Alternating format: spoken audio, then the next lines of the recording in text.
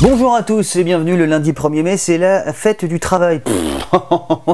Noël on le fête, Pâques on le fête, la Saint-Valentin on la fête, mais la fête du travail, on travaille pas. Bah non, la fête du travail c'est férié, on travaille pas. La fête du jour férié alors. J'aimerais rétablir la vérité sur cette journée, parce qu'on dit fête du travail, mais cette journée n'est absolument pas festive. En 1886 aux États-Unis, 200 000 travailleurs ont obtenu la journée de 8 heures. Donc ça c'est festif. Mais un affrontement avec la police a causé la mort de plusieurs personnes. Et ça c'est pas festif. Ces mecs se sont battus pour que nous on puisse travailler 8 heures par jour. Et tout le monde raconte qu'à la fête du travail on va vendre du muguet.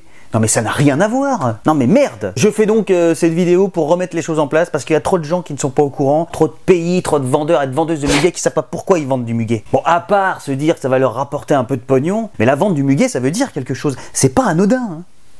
Enfin, si, c'est anodin, parce que c'est le roi Charles IX qui un jour s'est fait offrir un brin de muguet par un lèche-cul, j'imagine. Le mec a trouvé ça cool, du coup il s'est dit on va en offrir à toutes les femmes de la cour. Voilà d'où ça vient le muguet. Le muguet n'a rien à voir avec la fête du travail. Et les gens, ils organisent des randonnées muguet. Pour niquer la nature, quoi. Laissez le muguet où il est, merde.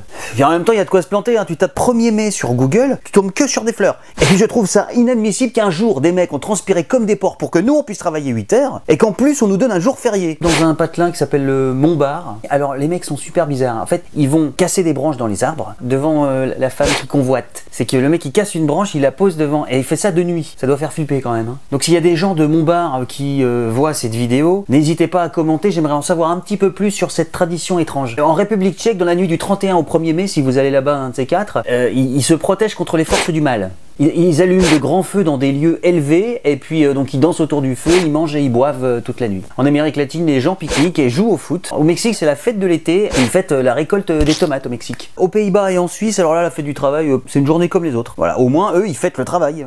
Au Paraguay, c'est la fête du travailleur. El Día de Trabajador. Ce jour-là, les patrons invitent leurs employés à un barbecue géant. Et ils appellent ça l'asado. L'asado, hein, A-S-A-D-O. Pas ce que vous pensez là, hein. Oui, non, c'est nul. Au Japon, la fête du travail, ils connaissent pas. Eux, ils font ça une semaine et ça s'appelle la semaine dorée. Au Royaume-Uni, ce n'est pas le 1er mai qui est férié, mais c'est le premier lundi de mai. Comme ça leur permet d'avoir un long week-end tout le temps. Hein. Bon, cette année, ça va parce que nous, on tombe bien, parce que ça tombe un lundi. C'est quand même malin ce qu'ils font au Royaume-Uni. Et on finit par les États-Unis et le Canada qui, eux, fêtent le travail le premier lundi du mois de septembre.